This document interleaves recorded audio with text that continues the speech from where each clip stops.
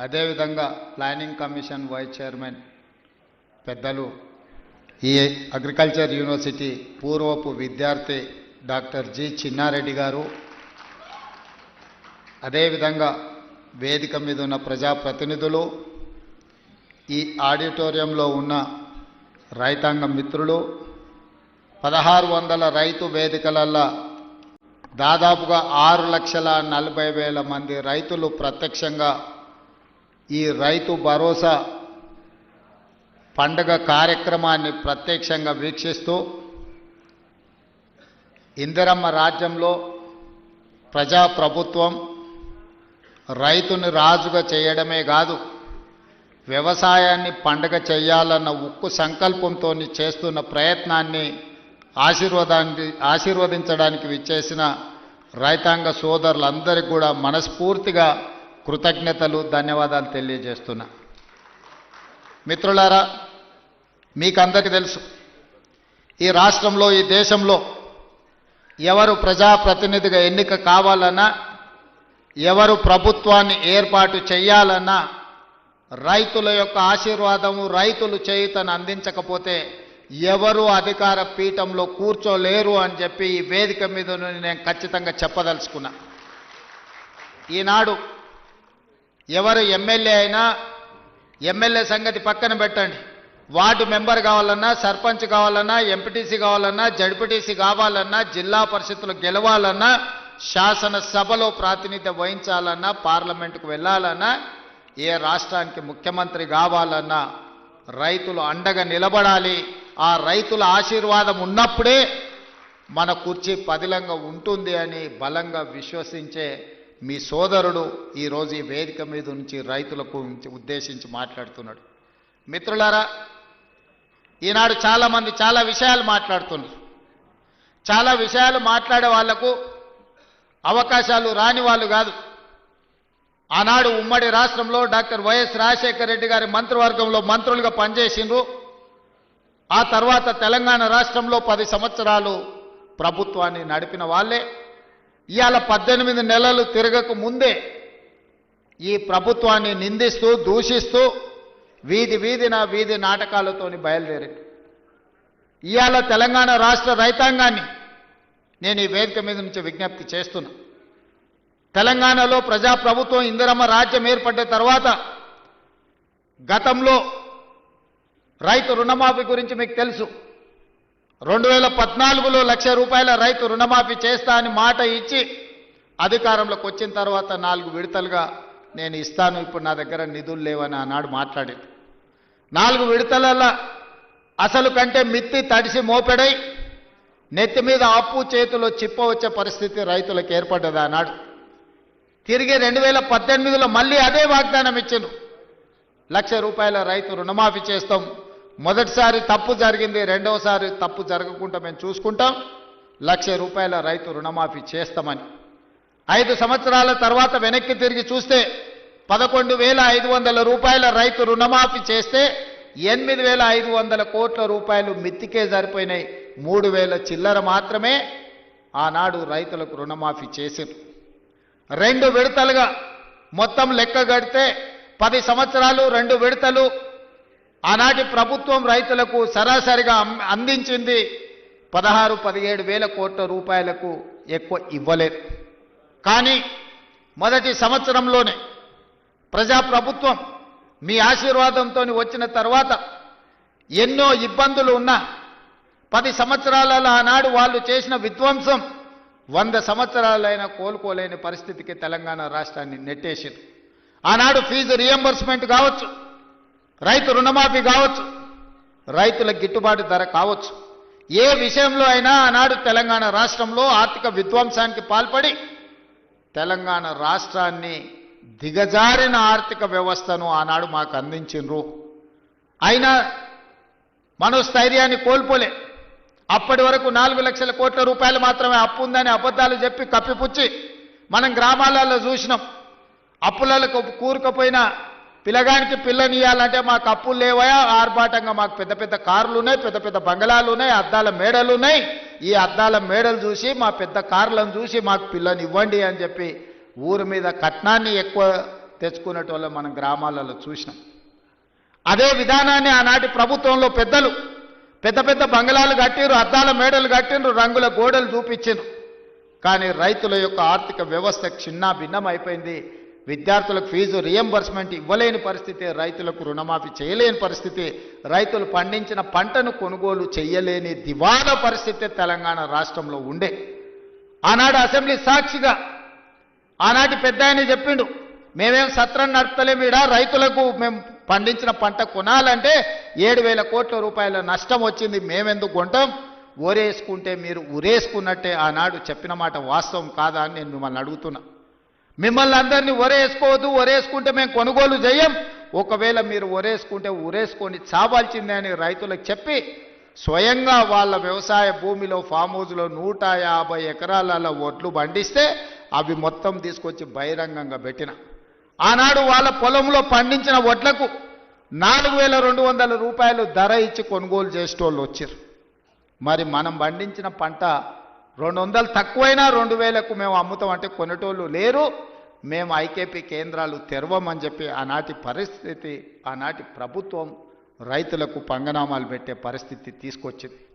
ఇవన్నీ ఇంకా మర్చిపోలే, ఇప్పుడే ఆనాటి గాయాలు మానిపోలే. అయినా అలాంటి పరిస్థితుల్లో తెలంగాణ రాష్ట్రంలో ప్రభుత్వాన్ని ఏర్పాటు చేసి ఆనాడు స్పష్టంగా చెప్పినాం, మీరు వరి పండించండి, రాష్ట్ర ప్రభుత్వం కొనుగోలు చేస్తుంది, చివరి గింజ వరకు కొనే బాధ్యత మా ప్రభుత్వం తీసుకుంటుంది. ఎందుకంటే ఆనాడు ఇందిరమ్మ రాజ్యంలో సోనియా గాంధీ గారు కనీసం మద్దతు ధరను తీసుకొచ్చి రైతు పండించిన పంటకు దళారుల చేతిలో మోసపోకుండా ఈరోజు కనీసం మద్దతు ధరను అందించి రైతు పండించిన పంట కొనుగోలు చేసే బాధ్యత మాది అని చెప్పి ఈరోజు కాంగ్రెస్ ప్రభుత్వం మీ ముందు నిలబడి మొదటి విడతగా పంట కొనుగోలు చేసినాం. రెండవ విడతకు వచ్చినప్పుడు నేను చెప్పిన పెద్దలు ఉత్తమ్ కుమార్ రెడ్డి గారితో మాట్లాడి, అన్న దొడ్డు బియ్యం తింటలేరు, ఈరోజు గ్రామాలలో చైతన్యం వచ్చింది. రైతులు స్వయంగా 10 రూపాయలు ఖర్చైనా కూలికి పోయి ఉపాధి హామీ కూలీ చేసుకునే పేదలు కూడా ఈరోజు సన్న బియ్యంతో బుక్కడు అన్నం తింటుండ్రు. సన్న బియ్యం మనం ఇవ్వాలి, సన్న బియ్యం ఇవ్వాలి అంటే మన రైతులు సన్న వడ్లు పండించాలి. ఎందుకంటే తెలంగాణలో పండించే వడ్లు నాణ్యమైనవి, శ్రేష్టమైనవి.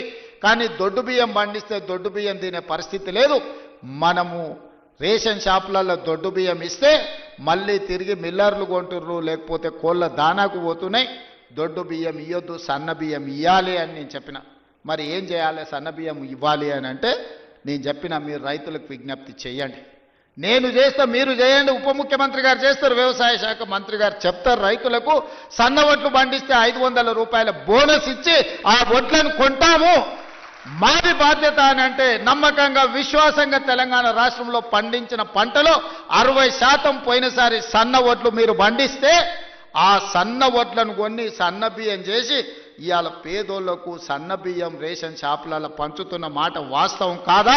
6,40,000 కుటుంబాలు ఈరోజు రైతు వేదికలలో ఉన్నారు. ఇవాళ మా అక్కలీడికి వచ్చిండ్రు, రైతులు మాట్లాడినరు, మా ఆడబిడ్డలు మాట్లాడినారు.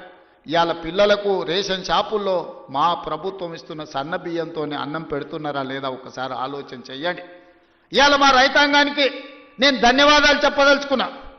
మీరు ఈ ప్రభుత్వం మీద నమ్మకంతో, విశ్వాసంతో బోనస్ ఇస్తారో ఇవ్వరో అని అనుమానం ఉన్నా మీరు సన్న వడ్లు పండించిండ్రు కాబట్టి ఆ సన్న వడ్లు ఇవాళ బియ్యంగా మారి పేదోళ్ళ కడుపు నింపుతున్నది అని అంటే రైతులు చేసిన ధైర్యం.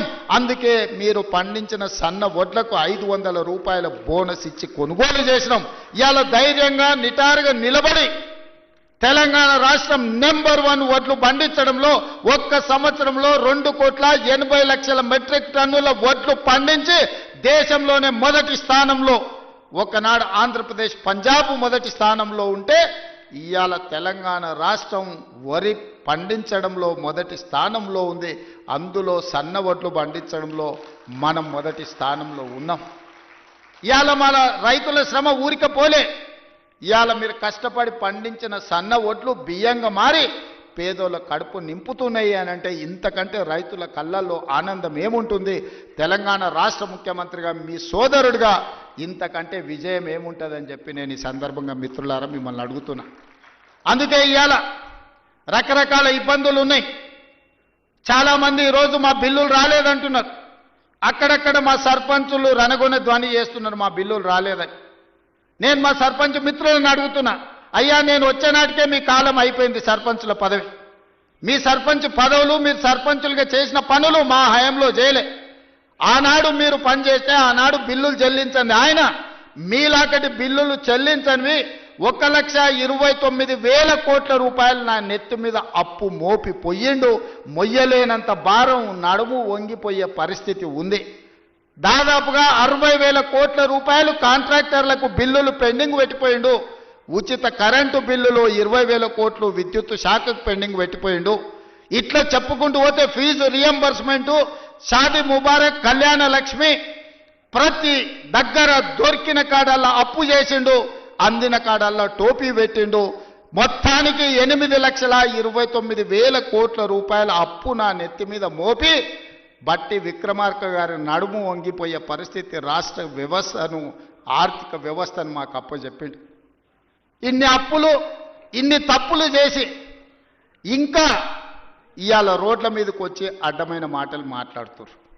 ఇవాళ వాళ్ళు చేసిన అప్పులను, వాళ్ళు చేసిన తప్పులను సరిదిద్దడానికి రోజుకు 18 గంటలు పనిచేసిన సరిపోని పరిస్థితి. ఈ నేపథ్యంలో ఈరోజు సర్పంచులు ఒక పక్కన ఫీజు రియంబర్స్మెంట్, ఇంకొక పక్కన ప్రభుత్వ ఉద్యోగులకు పాపం 35 ఏళ్ళు కష్టపడి ఉద్యోగాలు చేసి వాళ్ళు దాచిపెట్టుకున్న పైసలు, వాళ్లకు రిటైర్మెంట్ బెనిఫిట్స్ ఇవాళ 12,000 కోట్ల రూపాయలు బకాయిలు పెట్టిపోయిన. ఎవరైనా నమ్మకంగా ప్రభుత్వం దగ్గర పనిచేసి 35 సంవత్సరాల తర్వాత రిటైర్ అయిపోతే రిటైర్మెంట్ బెనిఫిట్స్ ఇవ్వాల్సిన పరిస్థితి ఈరోజు రాష్ట్ర ఆర్థిక వ్యవస్థ దెబ్బతిన్నది. ప్రభుత్వ ఉద్యోగస్తులకు, ఒకప్పుడు ప్రభుత్వ ఉద్యోగస్తులకు 1వ తారీఖు నాడు రిజర్వ్ బ్యాంకు నుంచి సరాసరి వాళ్ళ ఖాతాల్లోకి జీతాలు వెళ్ళేది. గత ప్రభుత్వంలో విడతల వారిగా ఇన్స్టాల్మెంట్లు జీతాలు ఇవ్వాల్సిన పరిస్థితి నుంచి 1వ తారీఖు నాడు జీతాలు ఇచ్చే పరిస్థితికి మనం తీసుకొచ్చినాం. ఒక్కొక్కటిగా సరిదిద్దుతున్నాం, ఒక్కొక్క వ్యవస్థను ప్రక్షాళన చేస్తున్నాం. ఈరోజు ఉన్న కష్టాలకు ప్రభుత్వ ఉద్యోగులకు రిటైర్మెంట్ బెనిఫిట్స్ ఇవ్వాలంటే కష్టంగా ఉంది. విద్యార్థులకు, కాలేజీలకు ఫీజు రియంబర్స్మెంట్ ఇవ్వాలంటే కష్టంగా ఉన్నది. షాదీ ముబారక్, కళ్యాణ లక్ష్మిని అమలు చేయాలంటే కష్టంగా ఉన్నది. ఆ కష్టాలను ఎదుర్కొంటూనే, సరిదిద్దుకుంటూనే ఈనాడు ఈ రైతుల కోసం 9 రోజుల్లో దాదాపుగా 9,000 కోట్ల రూపాయలు ఇవ్వాలి. అగ్రికల్చర్ యూనివర్సిటీలో మీతో కలిసి ఈ రైతులకు వ్యవసాయం దండగ కాదు, వ్యవసాయం పండుగ చెయ్యాలి. వ్యవసాయం అంటే 10 మందికి సాయం చేసే వృత్తి. వాళ్ళు కష్టాలలో ఉండి వాళ్ళు కాలిపోతున్న 10 మంది కడుపు నింపాలని ఏ రైతాంగం కష్టపడుతుందో ఆ రైతాంగానికి రైతు భరోసా పథకం ద్వారా ఈనాడు ప్రారంభించి 9 రోజులు తిరిగే లోపల దాదాపుగా 9,000 కోట్ల రూపాయలు, 1,49,00,000 ఎకరాలకు 70,11,984 మంది రైతులకు రైతు భరోసా పథకం కింద నగదు బదిలీ చేయడానికి ఈరోజు ఇక్కడికి వచ్చిన మిత్రులారా, ఇన్ని కష్టాలున్నా, ఇన్ని నష్టాలు రాష్ట్ర ప్రభుత్వానికి ఉన్నా రైతాంగాన్ని ఆదుకోవాలి. రైతు బాగుంటే రాజ్యం బాగుంటుంది. ఇవాళ రైతు చేతుల నగదు ఉంటే అప్పులోల చేతుల బలి కాకుంటాడు. అప్పులకు, మిత్తీలకు ఇవాళ వెళ్ళి రైతు బలి కాకూడదన్న ఏకైక లక్ష్యంతోనే ఈరోజు ఈ కార్యక్రమాన్ని తీసుకున్నాం. ఇప్పటి వరకు దాదాపుగా రైతు రుణమాఫీ కావచ్చు, లేకపోతే రైతు భరోసా కావచ్చు, అదేవిధంగా వ్యవసాయానికి ఉచిత విద్యుత్తు కావచ్చు, అదేవిధంగా రైతులు పండించిన పంట కొనుగోళ్లు, దాంతోపాటు బోనస్ కావచ్చు, అదేవిధంగా రైతు బీమా కావచ్చు. ఈ 18 నెలలల్లా కొనుగోలుతో సహా మొత్తం కలిపితే 1,01,728 కోట్ల రూపాయలు ఖర్చు పెట్టిన రాష్ట్రం తెలంగాణ రాష్ట్రం. ధైర్యంగా పైసకు లెక్క చెప్తా రేపు అసెంబ్లీలో. 18 నెలల్లో రైతులు పండించిన పంటకు గిట్టుబాటు ధరతో పాటు బోనసు, రుణమాఫీ, రైతు బీమా, రైతు భరోసా కలిపి 1,00,000 కోట్ల రూపాయలు ఖర్చు పెట్టిన ప్రభుత్వం, ప్రజా ప్రభుత్వం, మన ప్రభుత్వం. ధైర్యంగా గ్రామాలకు వెళ్ళి చెప్పండి. ఏ గ్రామంలో అయినా సవాలు విసురుదాం. ఆ 10 సంవత్సరాలలో వాళ్ళు చేసిన రైతు రుణమాఫీ ఎంత, 1 సంవత్సరంలో మనం చేసిన రైతు రుణమాఫీ ఎంత. గ్రామ సభలు పెడదాం, గ్రామాలలో చర్చ పెడదాం. ఆనాడు వాళ్ళు పండించిన పంట కొనుగోలు చేయడానికి ఐకేపీ కేంద్రాలు తెరవకపోతే ఈరోజు 8,000 పైచీలకు ఐకేపీ కేంద్రాలు తెరవడమే కాదు, 48 గంటలు తిరిగే లోపల ఉత్తమ్ కుమార్ రెడ్డి గారు ఏ రైతు పంట అమ్ముకున్నాడో అతని ఖాతాలో నగదు బదిలీ చేయడమే కాదు, 500 రూపాయల బోనస్ ఇచ్చి ఇవాళ రైతుల ఆత్మగౌరవం పెంచే విధంగా ఈరోజు రాష్ట్ర ప్రభుత్వం ప్రయత్నం చేస్తుంది. ఆనాడు ధరణి పేరు మీద దోపిడీ చేస్తే, ధరణి కొంతమంది దోపిడీదారులకు చుట్టమైతే భూభారతి చట్టాన్ని తెచ్చి పేదలకు అండగా నిలబడి ఈరోజు పొంగులేటి గారు గ్రామాన గ్రామ సభలు పెట్టి రైతుల సమస్యల్ని పరిష్కరించే ప్రయత్నం చేస్తున్నాం. ఎన్నో చిక్కుముళ్ళు, ఎన్నో సమస్యలు అడుగు ముందుకు వెయ్యాలంటే ఒక చీకటి పరిస్థితి. అక్కడి నుంచి వెలుగు వైపు రాష్ట్ర ప్రభుత్వాన్ని, రైతాంగాన్ని నడిపించే ప్రయత్నం చేస్తున్నాం. అరే పిల్లగాడు కొత్తగా వచ్చిండు, కొంతకాలం సమయం ఇద్దామన్నా కనీసం విజ్ఞత లేదు.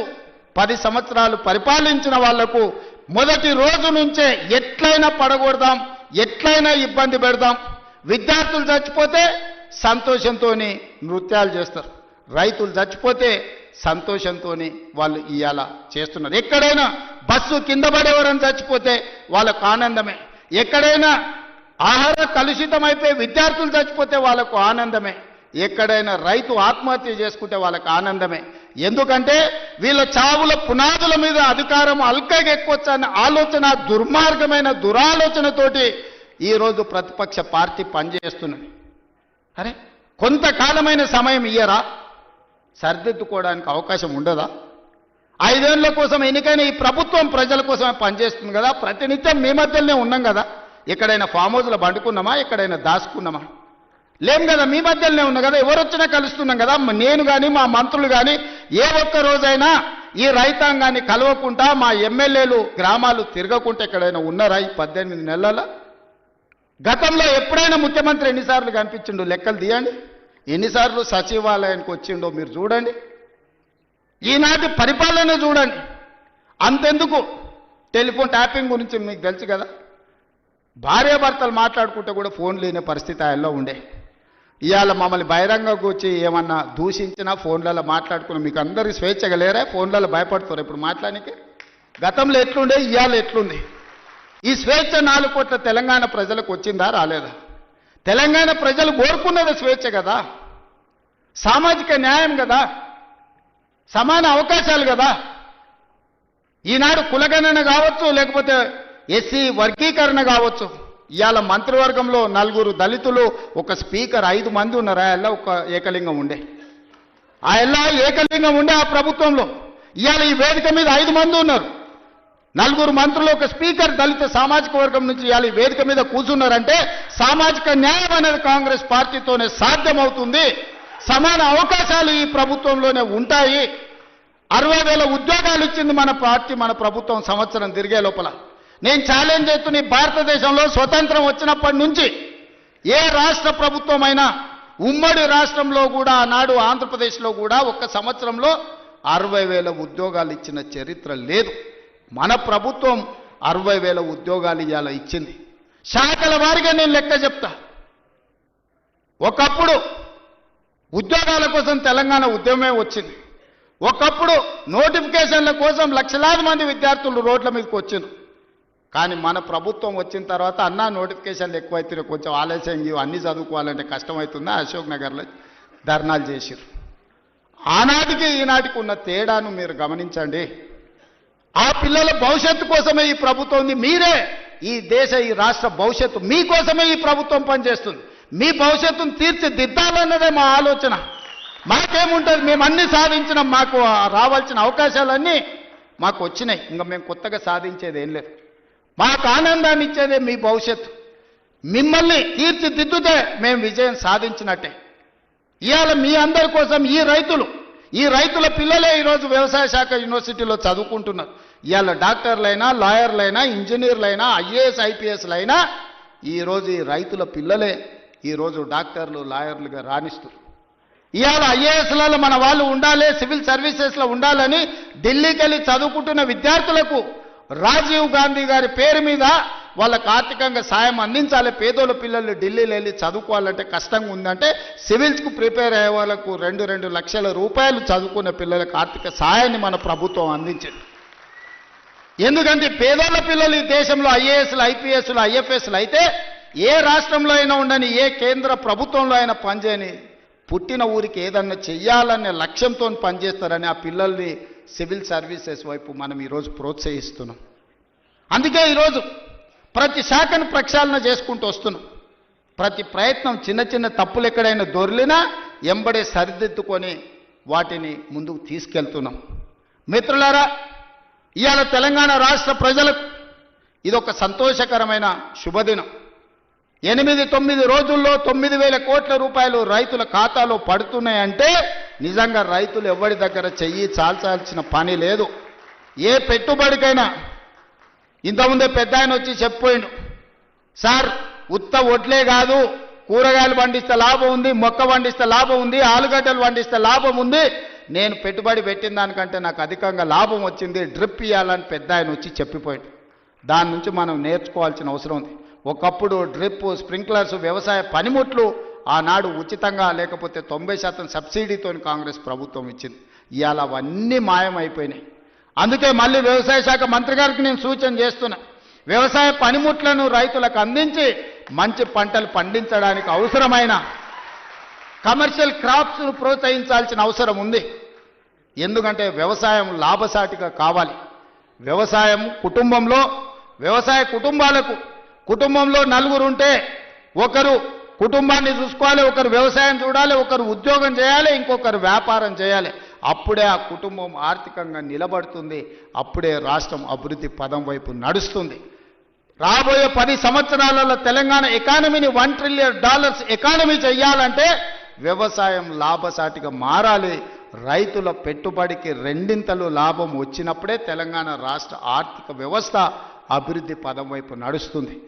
మరి తెలంగాణ రాష్ట్ర ఆర్థిక వ్యవస్థ అభివృద్ధి పదం వైపు నడపాలంటే పరిశ్రమలు పెట్టే వాళ్ళకి సబ్సిడీలు ఇవ్వడమే కాదు, పరిశ్రమలు పెట్టే వాళ్ళకి భూములు ఇవ్వడమే కాదు, వ్యవసాయం చేసుకుంటున్న పేద రైతులకు కూడా సబ్సిడీలు ఇవ్వాల్సిన అవసరం ఉంది, ఇన్సెంటివ్లు ఇవ్వాల్సిన అవసరం ఉంది, టెక్నాలజీని బదిలీ చేయాల్సిన అవసరం ఉంది, సాంకేతిక నైపుణ్యాన్ని నేర్పాల్సిన అవసరం ఉంది.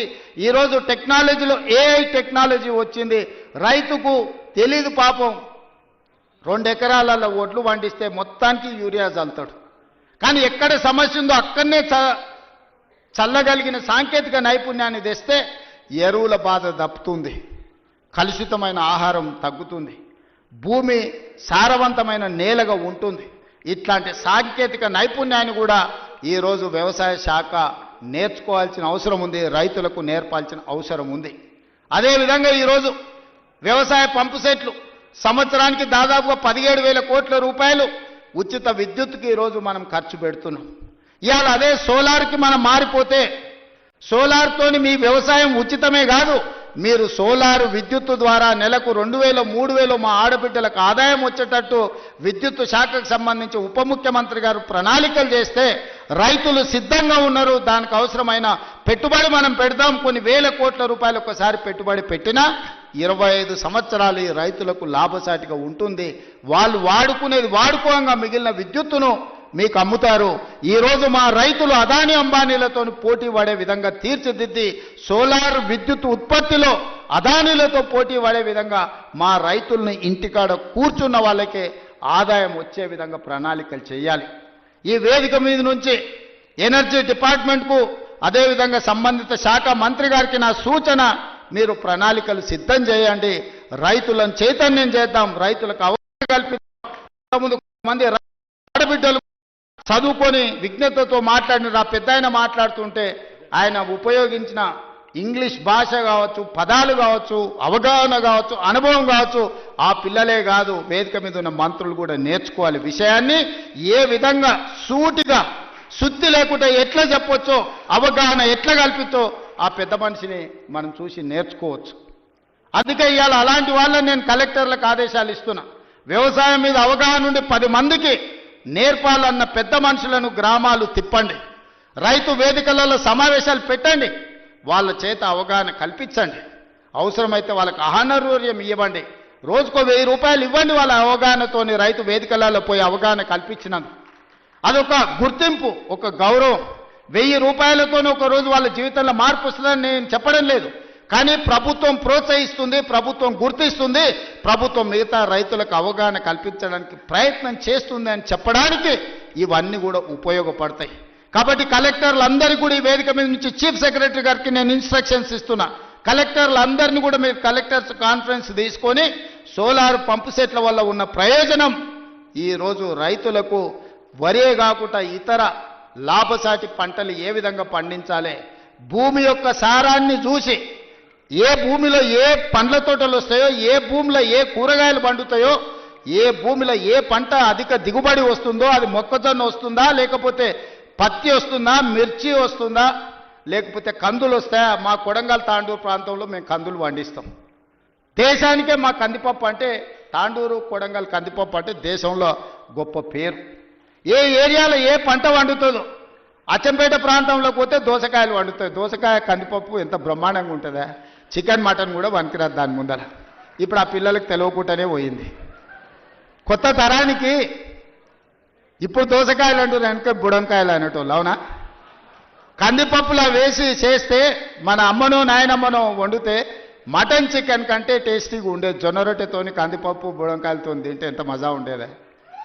ఇవాళ ఆ రుచులే పోయినాయి. అందుకే ఈరోజు పంట మార్పిడి జరగాలి, ఆలోచనలో చైతన్యం రావాలి, ప్రజలకు ఉపయోగపడాలి. మనము పోయి ఎక్కడెక్కడనో పోయి ఏదో కొత్త రకాల వంటలు, కొత్త రకాల డైట్ అని తీసుకొస్తున్నారు కొత్త కొత్తవి. ఎందుకంటే మన పెద్దోళ్ళు మనకి ఇచ్చిపోయారు. జొన్న రొట్టె తినండి, మీ బట్టలు మీరు ఉతుక్కోండి, 6 ప్యాక్ ఉంటుందో లేదో మీకు తెలుస్తుంది. మీ బట్టలు మీరు ఉతుక్కొని జొన్న రొట్టె తింటే మీరు ఏ జిమ్ములకి వెళ్ళి కండలు పెంచాల్సిన పని లేదు. ఆటోమేటిక్గా మీరు 6 ప్యాక్ తయారవుతారు. అవేమి చేయకుంటుండి జిమ్ములలో పోయి స్టెరాయిడ్స్ వారి ఆరోగ్యాన్ని పాడు చేసుకుంటారు. అందుకే ఈరోజు మా రైతులను ఇన్ని లక్షలాది మందిని వేదిక మీద నుంచి, వ్యవసాయ యూనివర్సిటీ నుంచి లక్షలాది మంది రైతులను ఉద్దేశించి ప్రసంగించడమే కాదు, వాళ్ళకి వేలాది కోట్ల రూపాయలు బదిలీ చేయడం ఇదొక మర్చిపోని జ్ఞాపకం. మీ అందరికీ ఈ ప్రభుత్వం అండగా నిలబడుతుంది. రాబోయే రోజు